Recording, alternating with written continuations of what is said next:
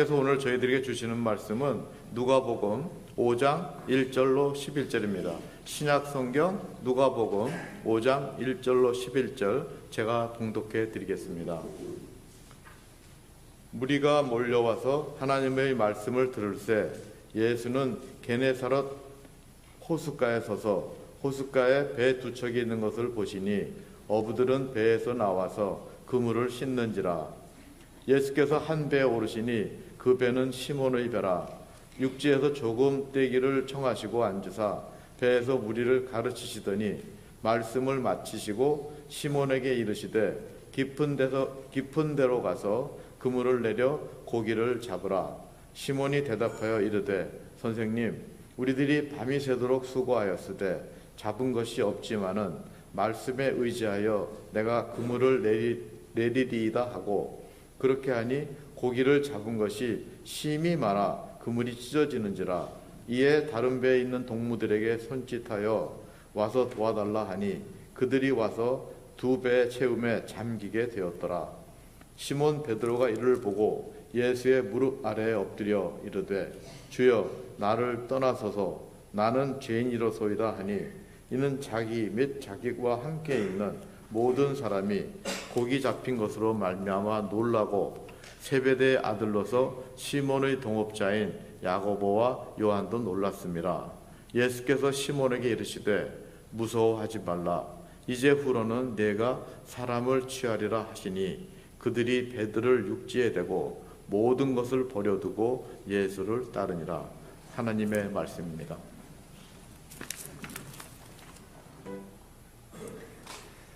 올해 우리 교회의 표어는 은혜가 우리를 양육하리라 라는 디도서의 말씀입니다. 올해 우리는 개인의 믿음이 모두 자라나고 그리고 교회는 공동체로 성숙하는 한 해가 되기를 소망합니다. 그런데 이러한 성장은 오직 은혜를 통해서 가능하지요. 은혜가 우리를 성장시키고 은혜가 우리의 삶의 문제를 해결합니다. 올해 은혜가 우리를 양육하는 기쁨, 이 말씀의 은혜를 경험하기 위해서 첫 번째 주일의 연속 설교로 베드로의 삶을 함께 묵상하는 시간을 가지려고 합니다.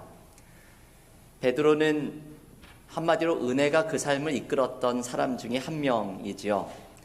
우리는 베드로가 초대교회에 가장 존경받았던 사도였다는 사실을 잘 알고 있습니다. 한마디로 넘버원 사도이지요. 예수님의 수제자였고 그래서 초대교회 교인들도 모두가 베드로의 영적인 권위를 인정하고 존중했던 사람입니다. 사도행전 2장에 보면 베드로는 한 번 설교에 3,000명씩 세례를 받도록 만드는 놀라운 하나님의 사람이었음을 전해줍니다. 그런데 이 베드로는 처음부터 이런 사람은 아니었습니다. 베드로는 고집이 강했고 자신의 혈기와 열정이 넘쳤던 사람입니다.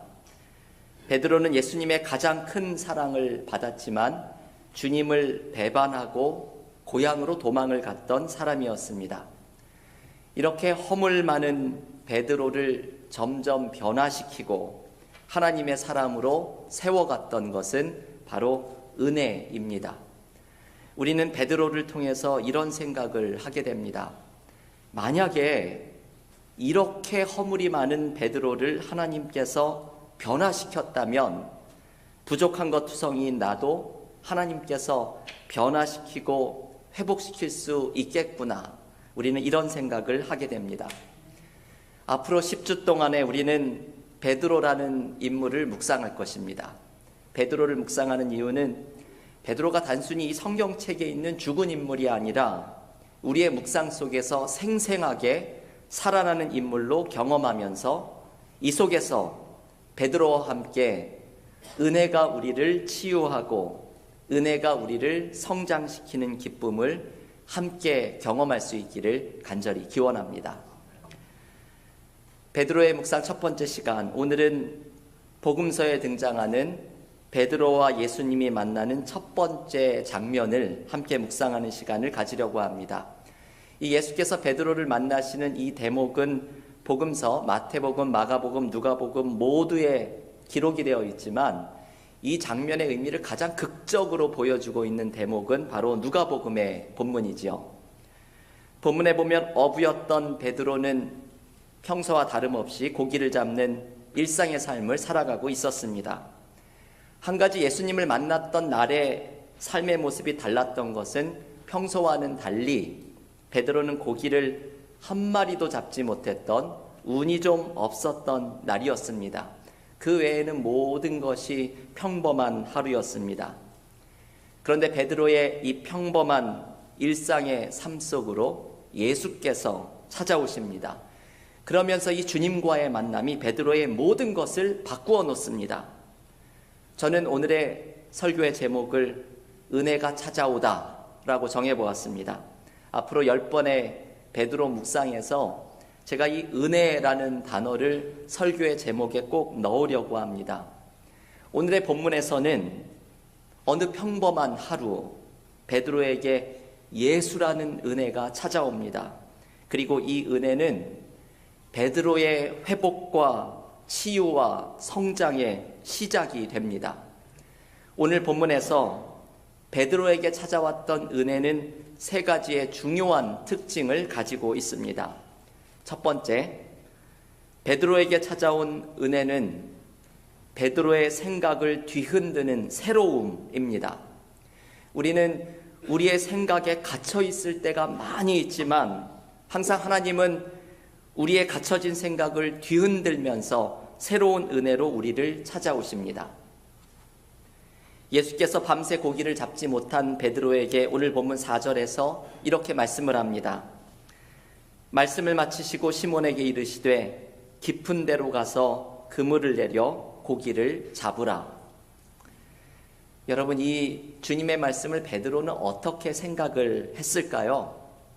베드로는 이미 밤이 새도록 고기를 잡았던 사람입니다. 고기를 잡기 위해서 밤이 새도록 이 베테랑 어부가 고기가 잘 나오는 포인트는 모두 다 돌아다니며 그물을 던졌을 것입니다. 밤이 새며 고기를 잡았기에 이제는 고기도 잘 나오지 않는 시간이 되었습니다. 이제 이날의 고기잡이는 모두 끝이 났습니다. 더 이상 희망이 없습니다. 그런데 예수님은 베드로에게 깊은 데로 가서 그물을 내리라 말씀합니다.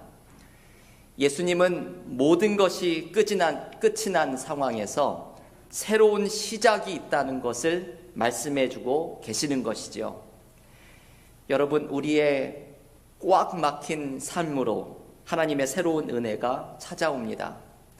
나의 삶에 실패가 가득하고 삶에는 출구가 없고 절망만이 가득 차 있고 이제는 모든 것이 한계에 이르러서 끝이라고 생각을 할 때 하나님의 새로운 은혜가 우리를 찾아옵니다. 우리가 생각하지도 못했던 새로운 길, 우리가 상상하지도 못했던 새로운 은혜가 우리를 뒤흔들면서 찾아옵니다. 은혜가 더 크다라는 요즘 소개해드리고 있는 책에서 필 헨슨이라고 하는 화가에 대한 글을 제가 읽게 되었습니다. 이 헨슨이라고 하는 화가는 이분이 쓰는 이 그림을 그리는 기법이 점묘법이라는 것을 전문으로 하는 화가입니다. 이 점묘법은 작은 점을 찍어가지고 이 점을 통해서 그림을 그리는 기법입니다. 그런데 이 헨슨은 너무나 오랫동안 모든 신경을 집중해서 이 점묘법으로 그림을 그리는 것에 집중을 하다가 그만 장애가 하나 생겼습니다. 영구적으로 신경 손상을 얻게 되어서 손을 떨게 되는 일이 일어나게 되었다고 합니다. 여러분, 한번 생각을 해보십시오. 작은 점을 찍어가지고 그림을 그리는 화가가 손을 떨게 되었으니 그 미세한 점을 표현해낼 수가 없게 됩니다. 예술가로서의 인생이 끝이 난 것과 다름이 없습니다. 그래서 이 필 헨슨은 한동안 그림 그리는 것을 그만두었다고 합니다. 그런데 어느 날 이 헨슨을 치료하고 있던 담당 의사가 이런 말을 합니다. 그냥 떨리는 손을 받아들이는 것이 어떠세요? 이 말을 듣고서 헨슨은 다시 용기를 내어서 그림을 그리기 시작을 합니다. 이 손이 떨리기 때문에 점묘법을 잘 쓰지를 못하고 새로운 실험적인 기법을 실험을 하기 시작을 했습니다. 그러면서 놀라운 일이 일어났죠. 헨슨의 손의 떨림이 오히려 이 사람에게 독창적인 기법을 만들어 주었습니다. 헨슨의 한계가 오히려 독창성을 발휘하는데 기여를 한 것입니다. 그래서 헨슨은 사람들에게 다니면서 강연을 많이 하는데 헨슨은 사람들에게 이렇게 조언합니다. 당신의 떨리는 손을 받아들이세요. 영어로 이분은 이렇게 이야기합니다. Embrace the shake. 이게 이분의 강연의 제목입니다. Embrace the shake. 인터넷에 이 제목을 치면 필 헨슨의 강연을 보실 수가 있습니다. 여러분, 이 메시지가 참 너무나 귀하죠. 나의 한계를 받아들이고 Embrace the shake. 그리고 그것을 넘어서 새로운 가능성으로 나아가는 것입니다. 이것을 가능하게 하는 것이 바로 은혜입니다. 하나님의 은혜가 우리에게 찾아올 때 우리의 한계를 넘어서는 새로운 가능성이 펼쳐집니다. 하나님의 새로운 은혜가 우리를 찾아올 때 우리의 그 좁디 좁은 박스에서 나와서 우리의 고집과 우리의 한계에서 나와서 광대하신 하나님께서 펼쳐내시는 상상도 하지 못한 새로운 길로 우리는 나아갈 수 있게 됩니다.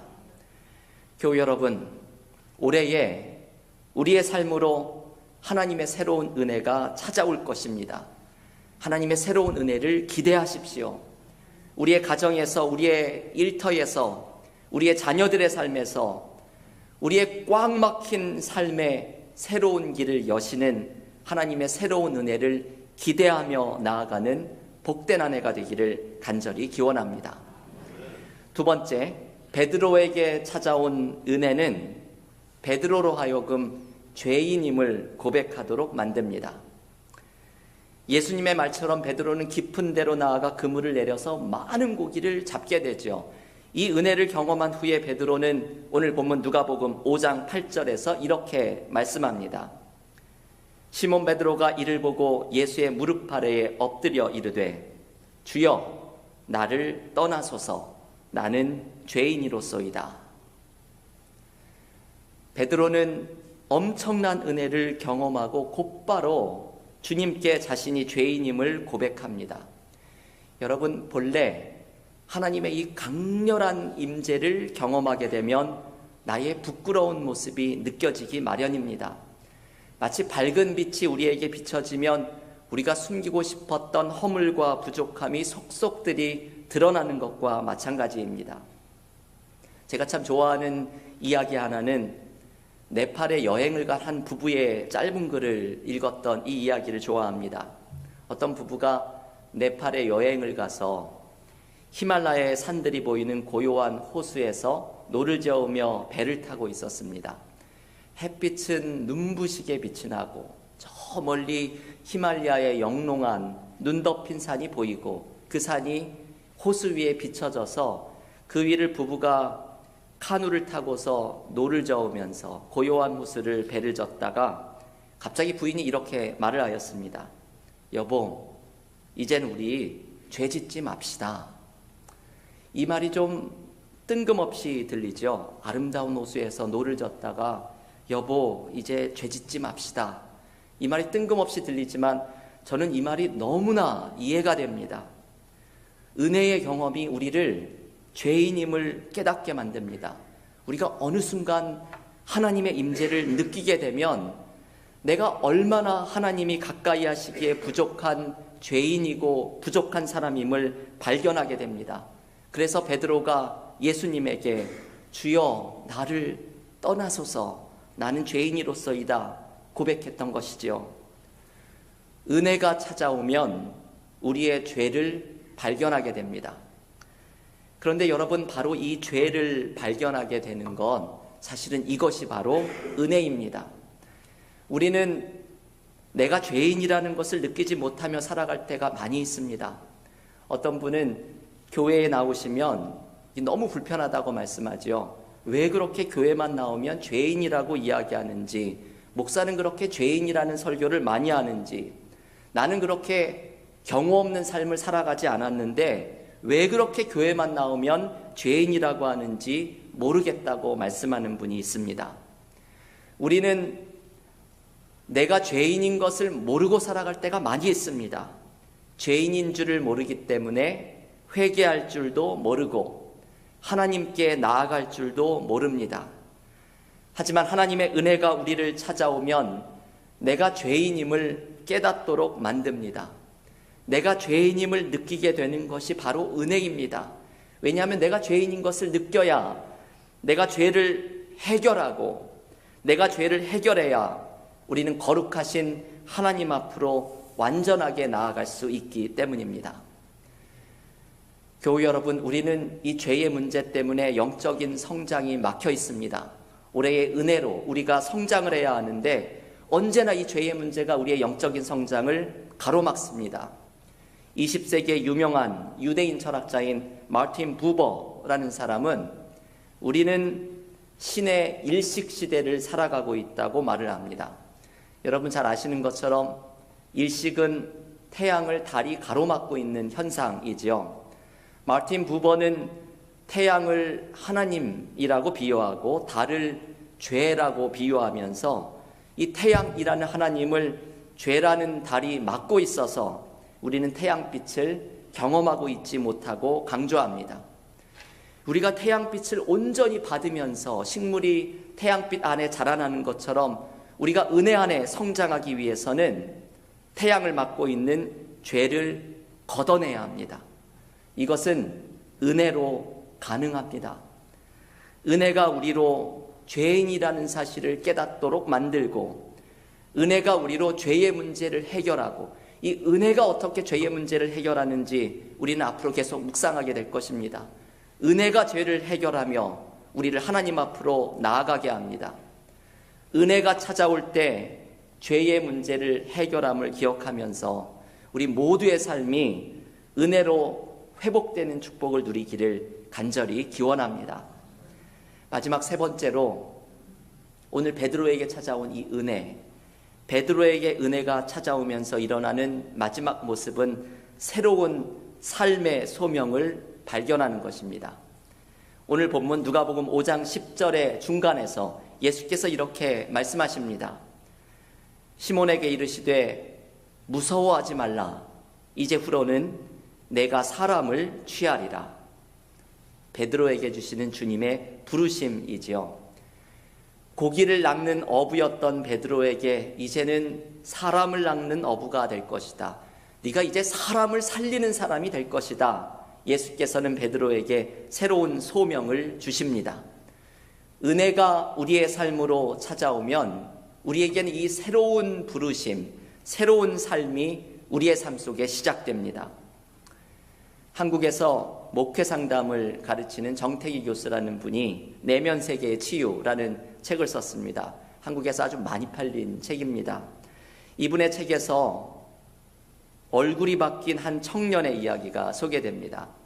이 책을 읽으면 이 이야기를 듣고서 이게 너무나 신비한 이야기라서 정태기 교수가 이 청년을 수소문에 찾아가서 직접 인터뷰하고 이 이야기를 들었다고 합니다. 부산의 한 교회에서 추운 겨울날 새벽 기도에 왔던 장로님이 교회 앞에 쓰러져 있는 이 청년을 발견합니다. 술에 잔뜩 취해서 교회 앞에 쓰러져 있었던 이 청년은 얼어 죽을 수도 있었던 상황이었죠.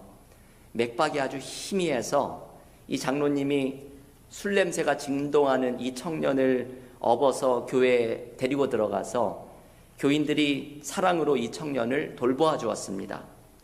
이 청년은 28살의 젊은 택시기사였습니다. 그런데 얼굴에 피부가 마치 큰 병을 앓은 사람처럼 그 피부가 아주 흉측한 모양을 가지고 있었습니다. 이 청년은 흉측한 얼굴 피부 때문에 많은 고통을 겪어야만 했습니다. 3대 독자라서 집안에서는 빨리 결혼을 시키고 싶어 했지만 선을 보러 나갈 때마다 맞선 상대가 얼굴을 보고는 기겁을 해서 자리를 피했다고 합니다. 청년은 이런 일이 이제 반복이 되면서 절망하게 되고 결혼은 아주 포기하게 되고 세상에 대한 미움 속에 술독에 빠져 살아가게 되었다고 합니다. 교회 앞에서 발견되었던 그날도 술에 만취된 상태에서 집으로 가다가 길거리에서 잠이 들었던 것이지요. 이 얼어 죽었을지도 모를 청년을 교회에 옮겨놓고서 교인들이 몇 날 며칠을 정성을 다해서 간호를 해주면서 이 교인들의 사랑이 청년의 마음을 열어가게 됩니다. 교인들의 전도로 청년에게 믿음도 생기고 그동안 자신이 가졌던 분노와 잘못들이 떠오르면서 회개의 기도를 드리게 되었습니다. 이 청년에게 은혜가 찾아온 것이죠. 그리고는 이 청년을 40일 동안을 교회를 떠나지 않고 기도를 하기 시작을 합니다. 40일을 울면서 기도를 하면서 놀라운 일이 벌어집니다. 이 청년의 얼굴을 덮고 있었던 흉측한 피부가 마치 비늘이 벗겨지듯이 떨어져 나간 것이죠. 피부가 벗겨지면서 그 속에서 어린아이의 피부처럼 깨끗한 피부가 나왔습니다. 나중에 이 청년이 자신이 살고 있던 하숙집으로 돌아갔을 때 주인 어머니가 문을 열어주지 않더랍니다. 본인이 아니라고 딴 사람이라고 방문을 열어주지 않았다고 합니다.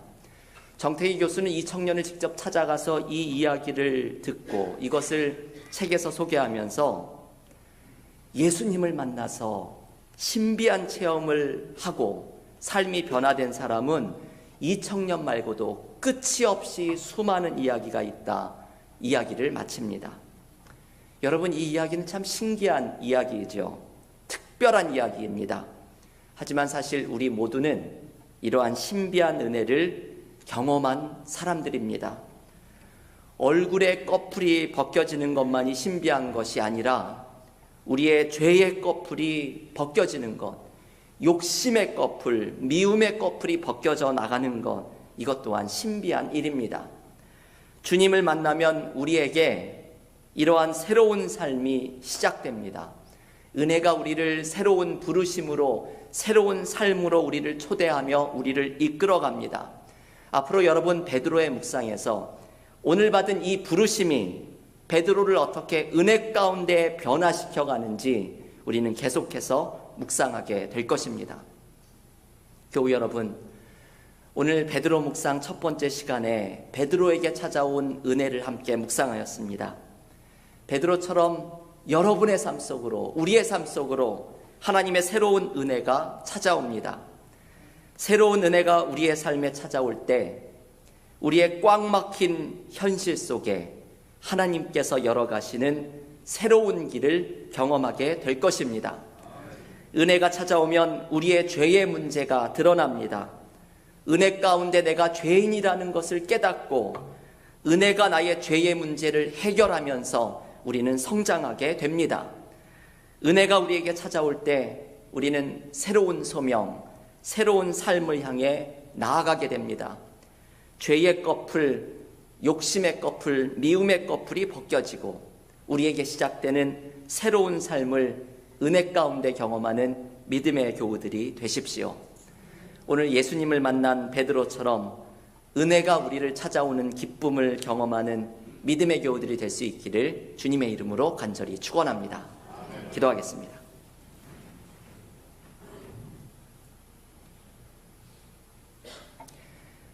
하나님 감사합니다. 베드로 묵상 연속 설교를 시작하면서 오늘 베드로가 예수님을 처음 만난 이 첫 장면을 묵상하며 은혜가 찾아오다, 이 귀한 말씀으로 우리에게 은혜를 주심을 감사드립니다. 베드로의 삶에 은혜가 찾아올 때 그 꽉 막혀 있던 삶에 하나님이 열어주시는 새로운 삶, 새로운 은혜가 시작되며 은혜가 찾아올 때 죄인임을 발견하고 은혜 가운데 우리의 죄의 문제를 해결하며 나아가며 은혜가 우리의 삶에 찾아올 때 주님께서 주시는 새로운 부르심, 새로운 삶이 시작됨을 기억하면서 올 한 해 2018년 한 해도 우리의 삶 속으로 찾아오는 새로운 은혜를 경험하게 하시고 은혜가 찾아올 때 누리는 기쁨과 감사함과 하나님이 열어가시는 새로운 축복을 풍성히 경험하는 믿음의 삶이 되게 하여 주시옵소서. 이 모든 말씀 예수님의 이름으로 기도하옵나이다.